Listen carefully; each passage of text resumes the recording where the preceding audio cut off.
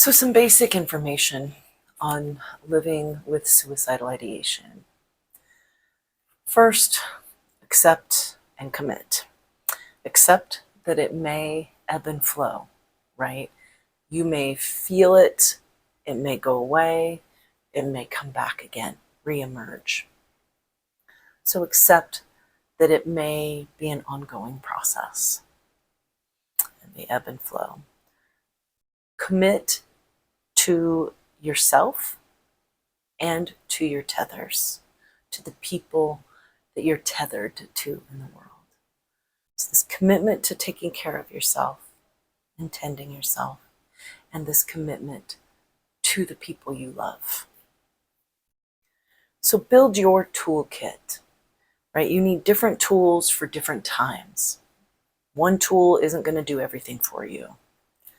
And a lot of people have different tools that work for them. You are going to be an individual. You are an individual. And so the way your system is and the tools that will work for you with your system will vary. So, and just continue, that's part of the commitment to self, is continue to explore new tools. If you're having an issue and you don't have a tool that's working for you, keep exploring, keep trying new tools, because, and then when you have them, practice it well, keep it handy, make sure it's something that you have accessible, right? If it's something like, simple example is cold packs and mints or whatever you like, what taste can help distract you or take your attention, right? Have mints with you. Mint also helps. Breathing with a mint in your mouth also helps cool the system. But lavender pastilles, whatever, like those are also calming. But cold packs, if a cold pack helps you to restore calm, keep them handy. Like you can get those breakable kind. That way I keep one in my purse, because if I'm out and about and there's something that happens, I just know that's something I need that can help bring things back down into a manageable place. Create a list of the tools that work for you when you're feeling this kind of activation.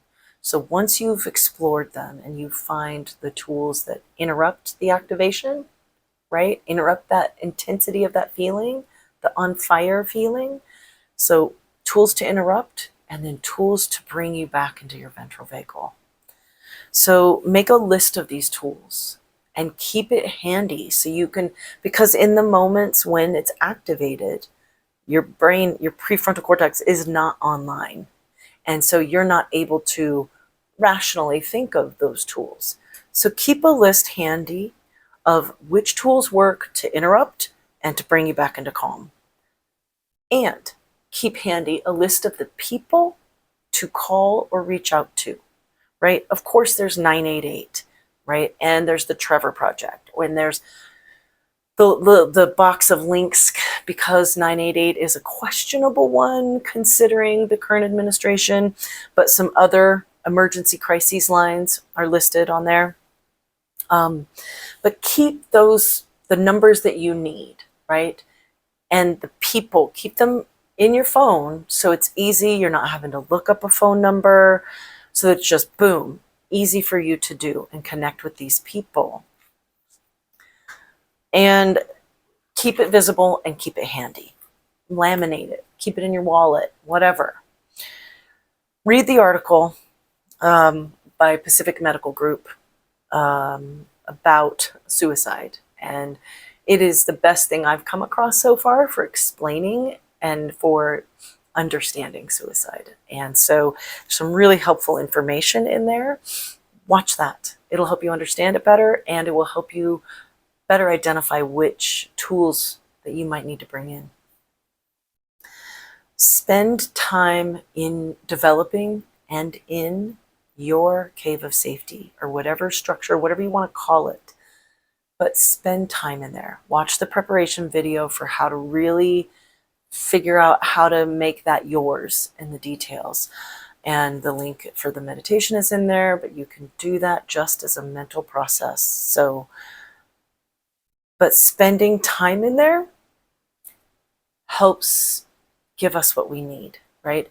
It can give us that feeling of safety, so we can rest in that safety.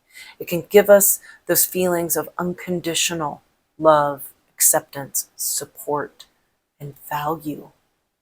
We matter. It can give you this belief that you can get through this, right? Connecting you with wise old you who has endured and who has survived and who has lived through all of this. Connects you with seeing that you can, and connect you with that part. But it's also this place just to receive whatever you need, right? Whatever you need to be able to receive that and to be wrapped in that safety is really helpful for shifting us out of crises and back into safety. If you have tried lots of different approaches and you are still feeling like that noise is too loud, it is unmanageable, talk to your psych nurse. Medication can be very helpful. So can Spravato, which is a nasal spray ketamine, and that's the only one covered by insurance and has been showed efficacy in lots of areas. For me, and for some people, this may not be the case, right? You want to talk with your psych nurse to see if you're a good candidate. But Spravato dialed down that noise for me more than anything else has, and has led to, when I do get activated from it, when that feeling is arising, it's not as intense and it's easier to recover from. So look into Spravato and whether or not you would be a good candidate. So building that ability to know when you're out of your zone of safety.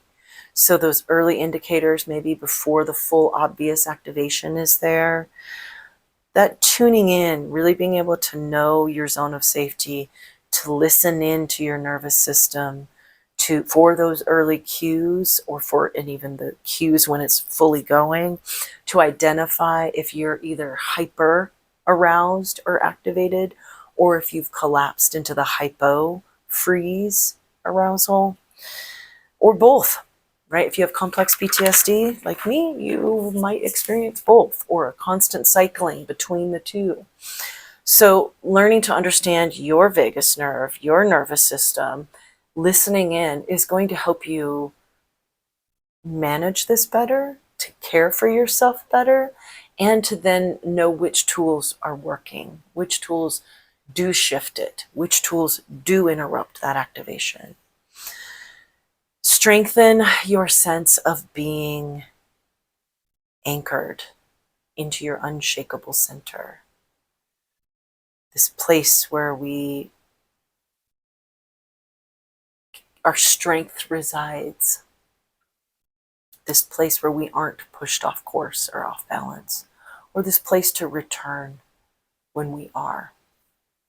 So some tools for that are the anchoring bilateral, being the mindful mountain, breathing the tree of life.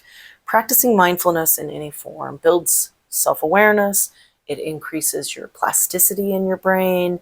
It builds that muscle memory of returning to being anchored and grounded when we do feel activation from thoughts, feelings, sensations, people, or events. So it will build that muscle memory for being able to come back into that anchored place and allow those things to pass through. So knowing how and how your brain likes to focus and what it likes to focus on. This is key to being able to regulate that interruption, to do the interrupting of the amygdala and the cascade of response. So try dancing the cingulate, because that's a good, easy one, I think, and my favorite because it's moving attention.